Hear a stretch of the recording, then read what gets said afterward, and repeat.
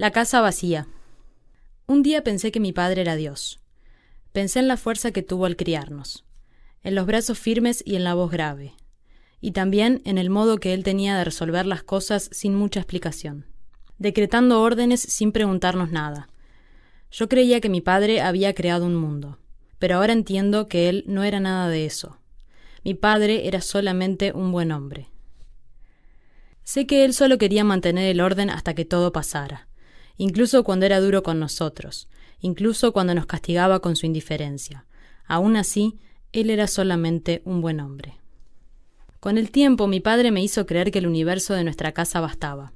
Creí por mucho tiempo que en mi cuarto podía ser eterna. Era una época en la que yo no necesitaba llorar porque la muerte era un tema prohibido dentro de casa. Desde que mi hermano volvió, la muerte era peor que una palabrota. Nadie hablaba sobre los muertos de la familia. Había también otra regla, la de nunca quejarnos de la soledad. Nunca pensé que pudiese habituarme a estar sola, pero después de que mi padre resolvió cerrar las puertas y las ventanas, todos nosotros tuvimos que estar solos. Cada uno buscó un lugar para quedarse y acostumbrarse a estar solo. Un día mi abuela dijo que la soledad también debería enseñarse en la escuela, que los profesores hablaban mucho de la humanidad, pero olvidaban comprender a las personas. Yo no aprendí la soledad en la escuela. Aprendí la soledad mirando mis manos en la oscuridad. Me acostumbré a oír los sonidos de la madrugada. Cuando uno queda atrapado en una casa y no ve la calle por mucho tiempo, presta más atención a los sonidos.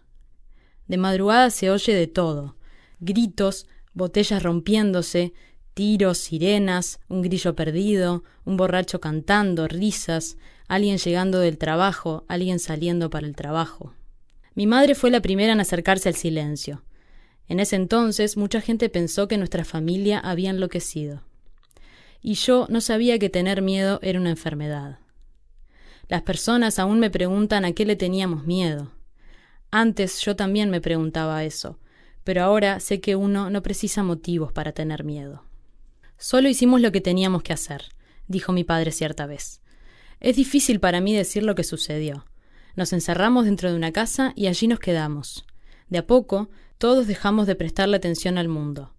Tenía la impresión de que al principio no nos faltaba nada. Ya no lográbamos pertenecer a la humanidad. Vivíamos para nosotros porque queríamos salvarnos. Mi madre siempre creía que el peligro estaba del lado de afuera de nuestra casa, al igual que mi padre. «Mamá, ¿nunca más vamos a salir de acá? A tu hermano lo amenazaron de muerte. Tenemos que quedarnos quietos. Si no, ellos pueden descubrir que estamos acá». «Pero, mamá, ¿quiénes son ellos?» Ella callaba. Solo se le llenaban los ojos de agua y decía que el mundo allá afuera era duro y violento. Por eso teníamos que defendernos. Mi madre no era triste, pero cargaba una tristeza en los ojos. Una forma de mirar parecida a la de las personas que están siempre despidiéndose. No vivimos siempre acá. Ya vivimos en Porto Alegre, pero mis padres nunca se acostumbraron a la vida ajetreada, y cuando nuestro padre consiguió la jubilación, mi madre dejó de trabajar y yo continué yendo a la escuela. Pero sucede que todo cambió cuando mi hermano mayor, Juárez, volvió a casa después de haberse separado de su mujer. Mi hermano sabía mucho de silencios. Nunca contó bien por qué se terminó su matrimonio. Un día mi padre dijo que el amor en la familia es para siempre. Por lo tanto, no teníamos que preocuparnos por separaciones. Por ahora, debo decir además que mi hermano Juárez tenía 24 años cuando volvió a casa y tenía miedo de morir. Todos nosotros teníamos miedo de morir. Dios no entró a casa porque mi padre no lo dejó. A veces decía que Dios era solo una invención y que solo estaríamos a salvo dentro de casa, junto a nuestra familia. Esa era nuestra religión, la familia. Mi padre también creía en el fin de los tiempos. Y yo no sabía que todo tiempo tiene un fin. Nuestra casa era muy simple, pero no éramos pobres, no pasábamos necesidad. Sin embargo, cuando mi padre decidió cerrar nuestra casa, las cosas cambiaron. Mi hermano dejó de trabajar, mi madre dejó de trabajar y mi padre se jubiló y decretó nuestra desaparición. Partimos, pero nos quedamos siempre acá. Por 2 años vivimos de la jubilación de mi padre. Aquel día, la casa pasó a ser nuestro país, nuestra llegada permanente. Nada era más importante que los límites de las paredes. Los primeros meses en que mi familia empezó a esconderse, yo aún iba a la escuela. Cuando el año lectivo terminó, desaparecí, y nadie de la escuela vino a buscarme, ningún compañero. nadie. Y eso pasaba porque siempre fui medio invisible para los compañeros y maestros. Y eso de ser invisible lo conozco bien. Nunca fui una alumna muy despabilada, pero no sacaba notas bajas. Era una alumna quieta, de las que los maestros se acuerdan recién cuando estamos a fin de año. Pero en casa éramos diferentes. Mi padre creó un mundo donde podíamos vernos. Nos acostumbramos a no hacer ruido porque mi padre quería que nuestros vecinos creyeran que nos habíamos ido. Dejamos de oír música alta. Yo escuchaba radio con mis auriculares.